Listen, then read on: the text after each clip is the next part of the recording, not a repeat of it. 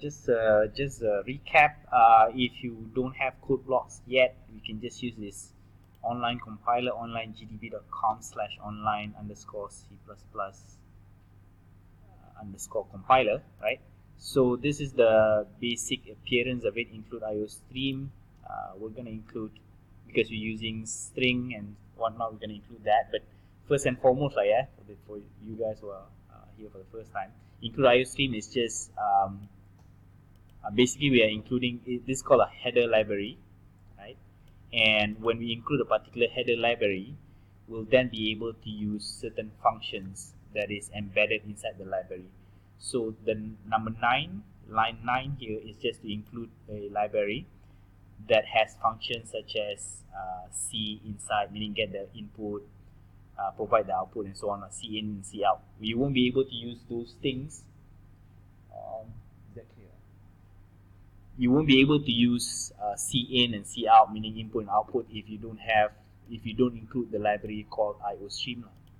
I'm going to include another library file or header file, right, which is called string, because I'm going to use strings, and that was recommended in the slide, right?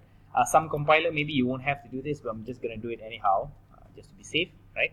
Then there's number 12 on my screen is using namespace standard. That means I'm going to use the standard names in a standard manner. For example, I won't use a C out as a variable or anything like that, right? Then there's the basic structure, integer main, and then we have a few empty spaces that we can use for writing our codes, like the main body of the code, and then a return 0, where basically we call it integer main. The name of the function is integer main. That means the function main will run, and then we expect to return an integer. That's why we name it integer main, right? So in the end, once everything runs well, the line right before the closing curly bracket would be to return an integer, and 0 happens to be a pretty good integer for that, right? So I'm just gonna declare a variable here of the name string, right? And I'm gonna name it something. So let's just name it something, because why not, right? So next is I'm gonna prompt the user to supply me with particular values. So C++ is pretty user friendly in such a way that once I type C out, there is a pop-up here that says, this is how you should write it, meaning what the structure should be like. And I'm gonna prompt the user, please provide a word, right? Put a space, remember to put your semicolons, and then I'm gonna put C in, which is get the input, right? And then I'm just gonna say, commit the input to the box that I named something, and this box is expecting a string, which is indicated on line 16, right? I'm just gonna C out it. So the next C out, where you have a combination of your own output, meaning your own words that you want to include, as well as the user input, then it can be a little bit tricky.